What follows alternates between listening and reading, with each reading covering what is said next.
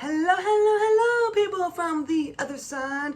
Today's the day that it's time for me to make my nails short. Yes, you saw in a previous video where I did my nail routine, and I did show you me keeping some nail glue on this nail here because it had a tiny little crack. It was a crack that was very, very easy to keep nice and let my nail grow out. But because I've been letting my nail grow and I like to have long nails to do long manis with, like I have done with the 2023 nails for this year that it just started and all that. But today is a sad thing where this one is too far gone to keep it glued down, I'd say.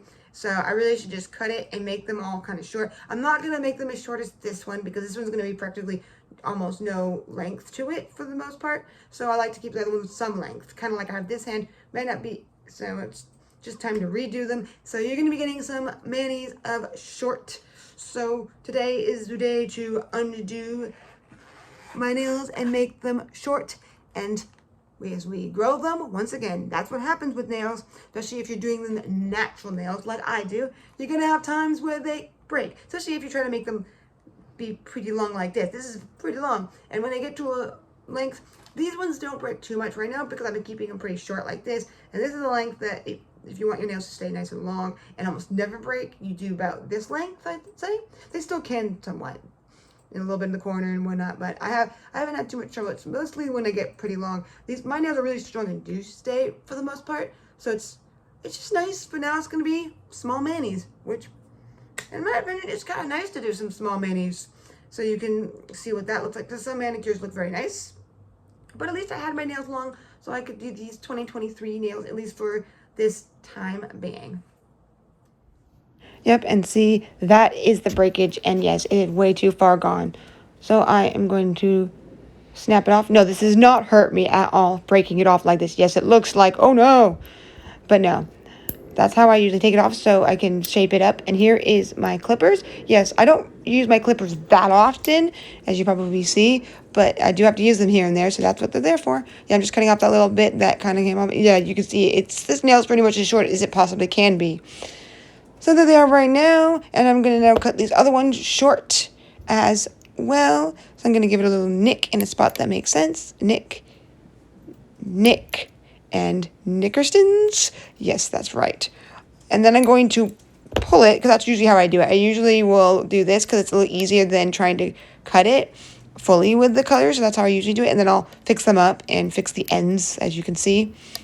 So get my cutter a little bit to just cut off those little straggly parts that of the thinness underneath of the nail and whatnot. So they are ready and everything. And I'm doing the sides as well because that can help me with my coffin shape that I like to do.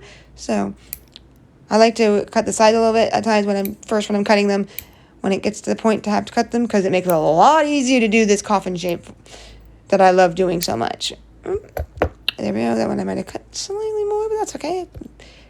I need it. There we go. Just making sure they're nice and ready to do my filing. So there we go with them short like this. And now I'm getting my amazing file, Hall Taco as well. You know me. If you're not new. And all that. So here we go. Gonna shape them up, the coffin shape. Gonna make the top part be nice and flat, and of course shape the sides a little bit, but they're already kind of shaped for me because of how I cut it. So yes, you can cut the sides first a little bit to help you with coffin shape if that's the shape you like to do, and that is the shape I like to do. So, as you know, so I always do the coffin. I'm just getting off the straggly little end, getting it nice and shaped, and all that awesomenesses. So there we go, and I'm going to go shape them up and finish them up for you, just like I do this pinky here, and all that. Yep, all the flying nail little bits of my long nails, yeah. Just want to make them all nice and cleaned up, so once they grow out, they're a nice shape that I like. All awesomenesses and all. So there's that. So let's get to more. Well, there we go, as I have my nails now short. Yeah, these ones weren't having a problem breaking, but they'd probably break before this one got long enough and stuff. But yeah, usually these ones can break more.